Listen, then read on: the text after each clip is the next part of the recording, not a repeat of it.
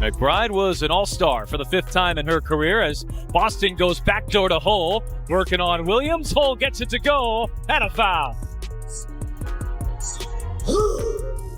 Career high for you tonight. How'd that first half feel, especially with 18 and just 20 minutes of play?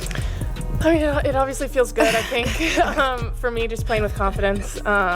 We're missing people, so everyone's got to do a little bit extra, be a little bit more aggressive offensively. So that was my mindset going in, and obviously it feels good to see the ball go through the net. When the Indiana Fever hit the court short-handed, nobody expected Lexie Hull to steal the spotlight, but that's exactly what she did. With a career-high 23 points and relentless energy, Hull turned a night of adversity into one of her best performances yet. But just as the Fever showed signs of life, disaster struck again. Another wave of injuries, questionable coaching decisions, and a crushing third-quarter collapse left fans asking, is this team cursed, or can they fight their way back into the playoff race? Second All-Star appearance was right here in Indianapolis back in July. Oh, looking inside for Boston. She will launch and knock down a 3. Lexie Hull's hit a pair. End of that game, but foul line continues to flummox Smith here this year. Here's Hull backdoor, puts on the brakes and lay it in. It's a Lexie Hull show here. Lexie Hull came out firing from the opening tip, playing with a confidence fans hadn't seen before. She slashed to the rim, knocked down deep threes, and filled the stat sheet when her team needed it most. By halftime, she had already piled up 18 points, carrying Indiana's offense almost single-handedly. With the Fever's roster gutted by injuries, Hull's fearless approach set the tone, proving she was ready to be more than just a role player. Lexie, did you come into tonight kind of expecting to play darn near the whole game just with the injury situation and the personnel available? Damn, you played 37 minutes. I mean, you played a lot too, Kels. What did you play? 35. I mean, yeah, we're down people, so gotta suck it up, play a little tired a few minutes, and take in those timeouts as best we can. But yeah, I mean, we're down people, so everyone's got to do a little more. Yeah. For you offensively, was the plan to kind of try and get some looks inside early to get yourself going and then start working from the outside, or was that just kind of how the game set itself up? Just to read the defense, you know. I think I got some really good passes on the back cuts, and that's a testament to my teammates, you know, finding me, but keeping moving, just reading whatever they're given. The pressure on Hull couldn't have been greater, as the Fever were missing 6 rotation players, including Caitlin Clark and Sophie Cunningham. Then, on this very night, Chloe Bebe sat out with knee soreness, and Odyssey Sims left in the 4th quarter, making matters even worse. With options running thin, Hull embraced the challenge, showing the resilience and toughness the Fever desperately needed to stay competitive. And in Chloe Bibby's absence, you'll likely see a lot of Turner on the floor here today as Lexie Hull launches and hits. It's a 3-point parade going in. Here is Hull. Look how aggressive Lexie Hull has been here in the first half. That was her 8th shot. Lexie Hull with all the confidence in the world. Petty, wide open. Oh, yes! What stood out about Hull's performance wasn't just the scoring total, but how she got it. She attacked in multiple ways, cutting through lanes, hitting catch-and-shoot threes, and forcing defenders to chase her all night. Her versatility kept Minnesota guessing, and her hustle gave Indiana a spark that inspired her teammates. It was clear this wasn't a fluke, but the result of a player stepping up when her team needed her most. 16 in the first half for McBride. Hull catch and shoot, knocks down another. 18 for Hull. That is a noose. Head coach Stephanie White praised Hull afterward, highlighting her aggressiveness and the way she hunted shots for the first time this season. Hull herself admitted she simply read the defense and trusted her teammates to find her on cuts and open looks. This shift in mentality showed growth. No longer waiting for the game to come to her, Hull was actively taking control, becoming the unexpected heartbeat of the Fever's offense. Lexie Hull tonight, career high for her, just especially effective there early on. What were you seeing from her performance? She was aggressive. I mean, she was hunting shots. She was aggressive to the rim. You know, she knew we needed another scorer on the floor, and because of the attention that Kelsey and AB get, she was getting free and she was hunting shots, and that's what we're going to need from her. For a brief moment, it felt like Indiana had rediscovered its rhythm. Hull was drilling jumpers, Kelsey Mitchell was orchestrating the offense, and the bench roared with every bucket as if they were on the verge of something special. The confidence Hull played with was contagious, sparking hope that maybe the Fever still had enough fight to push through their adversity. But the dream quickly unraveled. Minnesota stormed back with a devastating third quarter run, outscoring Indiana 32-7 and erasing all the progress from the first half. What made it even more frustrating for fans was the familiar pattern. Another strong start followed by a collapse after halftime. Questions swirled not just about the players' fatigue, but about the coaching staff's lack of adjustments, as Indiana once again let a winnable game slip away. Just obviously Chloe Bibby, a late addition to the injury report. Just when did that injury happen, or do you know the severity at this point? Felt something during pregame, and so holding her out as a precaution. We don't know anything, so hopefully we'll get some more information tomorrow when she can be seen. Had she been dealing with any soreness or anything like that in previous days, the week leading up to tonight? Yeah, I think everybody's dealing with soreness at this point in the year. But yeah, I had been dealing with a little bit of knee soreness, and again, just want to make sure that we're cautious and figure out what's going on before she gets out there. Before we dive deeper, make sure to like this video, subscribe to the channel, and press the bell icon so you never miss the latest Fever updates and stories. Now, let's get back to the action. The real challenge wasn't just Minnesota's run, it was the Fever's lack of depth. With 6 players already sidelined, Indiana was forced to piece together unusual lineups on the fly. Hull, the lone healthy wing, had to log nearly 40 minutes, while others were pushed far outside their comfort zones. Passes came late, rotations lagged, and fatigue took over. Aaliyah Boston fought valiantly in the paint, but she was often stranded against multiple defenders with little help. The absence of veteran playmakers like Clark and Sims was glaring, as possessions became shaky and turnovers piled up. What had started as a promising night turned into another harsh reminder of just how thin this roster has become. What do you know about Odyssey after I think she left the game and didn't return? Is she injured? What's up with that? Yeah, no, we don't know anything yet. She's going to get evaluated tomorrow, so we'll see.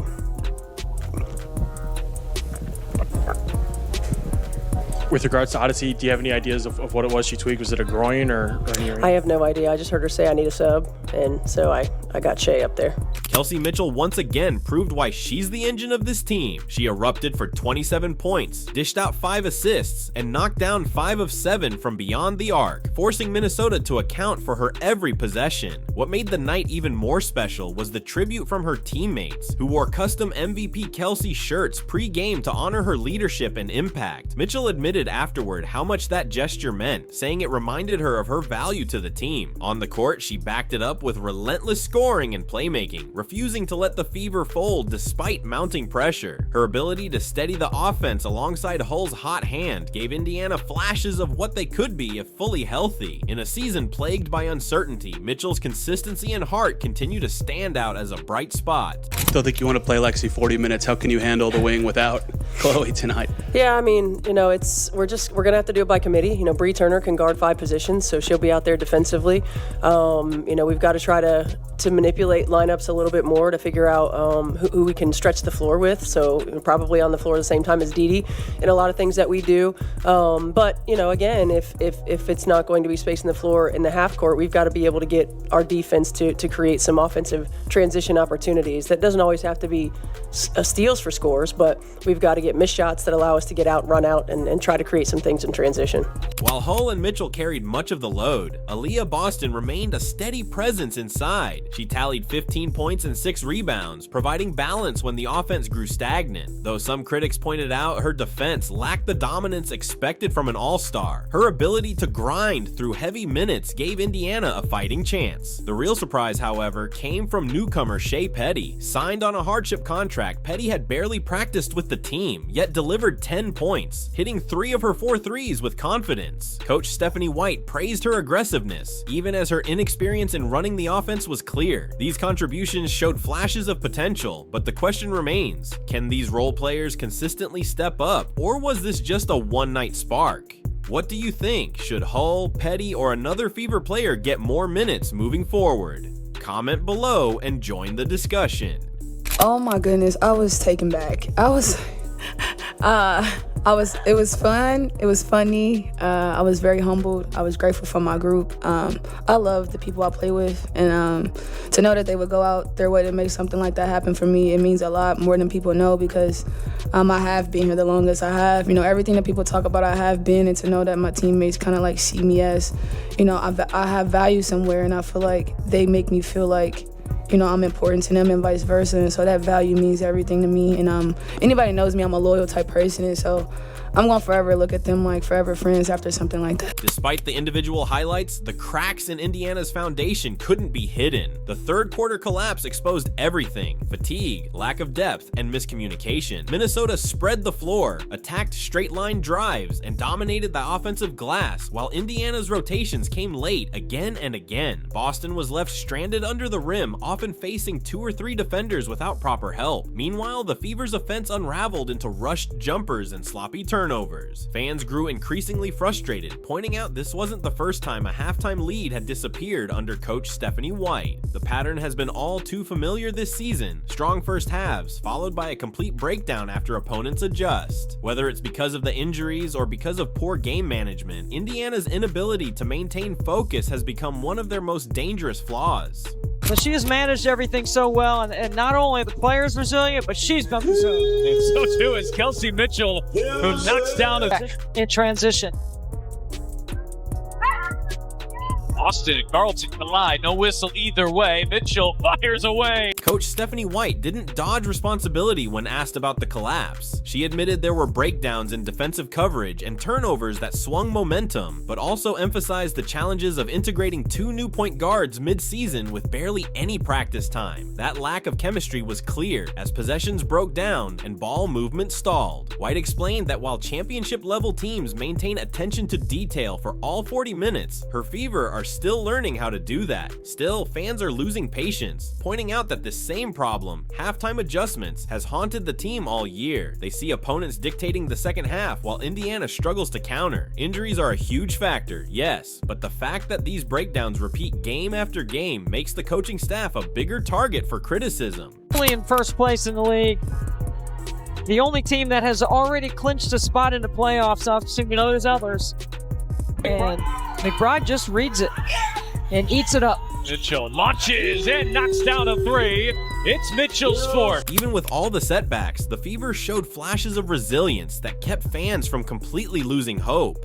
White highlighted how easy it would have been for the team to fold after Minnesota's third quarter explosion, yet players battled back to make it competitive late. She praised their heart, calling this group special for the way they keep fighting despite constant adversity. From Hull's breakout scoring to Mitchell's leadership and Boston's steadying presence, the team found ways to compete when most would have given up. But the problem is consistency. Those bursts of effort rarely last long enough to secure wins. For a franchise trying to build a winning culture, the roots of competitive spirit are there, but they're constantly tested by injuries and late game collapses. Fans are left wondering, is resilience enough, or does this team need more drastic changes to truly contend?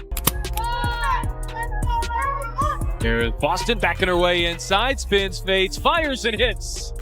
A rebound a moment ago from Jessica Shepard. Third quarter, they are shooting 61% on the night.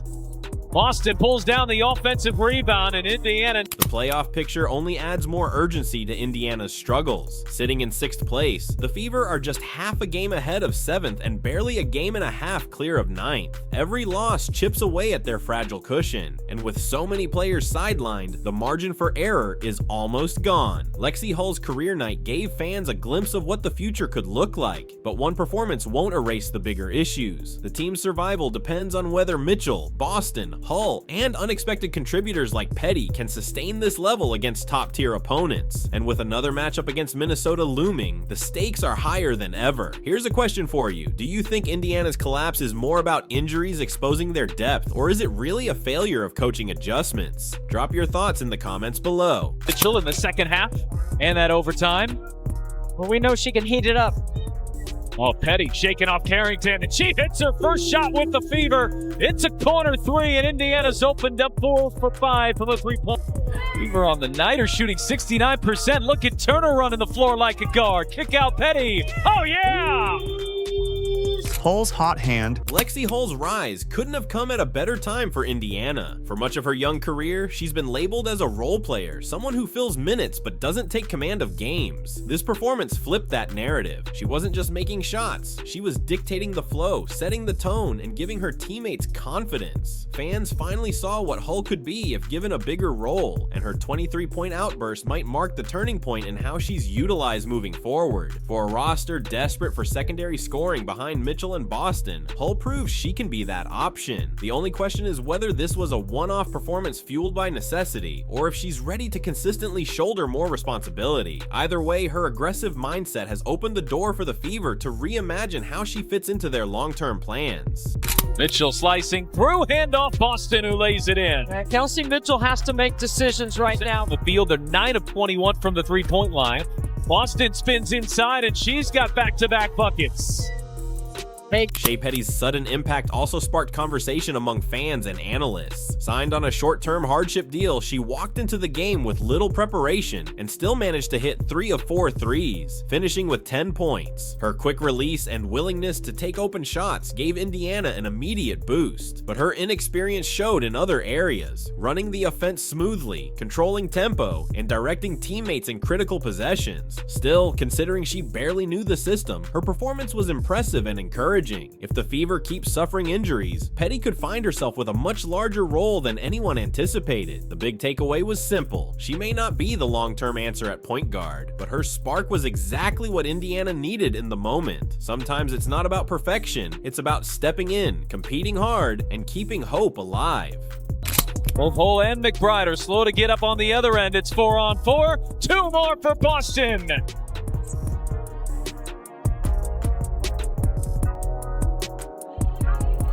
Petty looking inside, finds Hull. Boston, deep position, 2 more! Aaliyah Boston, meanwhile, continued to anchor the Fever inside. Her 15 points and 6 rebounds may not have been flashy, but they were essential for keeping Indiana within striking distance. Boston battled through double teams, absorbed contact in the paint, and still found ways to score. What critics noticed, however, was her defense. She wasn't as dominant as fans expect from an all-star, often arriving a step late on rotations. But context matters. She was playing extended minutes without much support, forced to defend multiple bodies at once because of the thin roster. Even when fatigued, Boston's consistency gave Indiana a stabilizing presence. Her reliability in a chaotic season can't be overlooked, and while she may not be carrying the team the way Caitlin Clark might have, Boston's ability to deliver night after night makes her one of the few constants this roster can lean on. The lulls that you obviously mentioned just now and how you guys want to make those lulls obviously not shorter. as bad. Just what can the team do on the floor? What can you guys as a coaching staff do in the moment to kind of break those up? Yeah, I mean, some of it's timeouts. Some of it's substitution matchups, although we don't have a lot of those. And some of it's just attention to detail. I mean, championship teams, their attention to detail throughout the course of 40 minutes is there for the most part. And we're learning how to do that. The biggest frustration for Fever fans wasn't just the loss, it was how familiar it felt. Time and time again this season, Indiana has built momentum in the first half only to see it completely collapse after halftime. The third quarter against Minnesota was the latest and harshest example, turning a winnable game into a lopsided defeat. Critics argue that while injuries have undeniably gutted the roster, the repeated lack of adjustments falls squarely on the coaching staff. Opponents spread the floor, attacked weaknesses, and dictated tempo, while Indiana often looked unprepared to counter. Stephanie White defended her group by pointing to fatigue, turnovers, and the challenge of integrating new point guards on the fly, but those explanations aren't quieting the noise. Fans want answers and fast because the window to secure a playoff spot is closing quickly. Our players bust their ass. Like, they battle every single game. And they just... It's a couple minutes here and there. You got to play a 40-minute game, but this is a special group of women, man. With what they've been going through and everything that they've had to continue to overcome, and to put ourselves in position, could have been real easy to fold in that third quarter when they broke it open. To put ourselves in position, to come back to compete to win a ball game. I mean, it's no matter what it happens, win or lose. The roots that this group is forming culturally the roots that they're forming in terms of competitive spirit and what it means to compete at this level. I mean, those are what allow us to withstand these storms. And the numbers tell a story, but their hearts and their character tell another one. No matter what it happens, win or lose, the roots that this group is forming culturally, the roots that they're forming in terms of competitive spirit and what it means to compete at this level.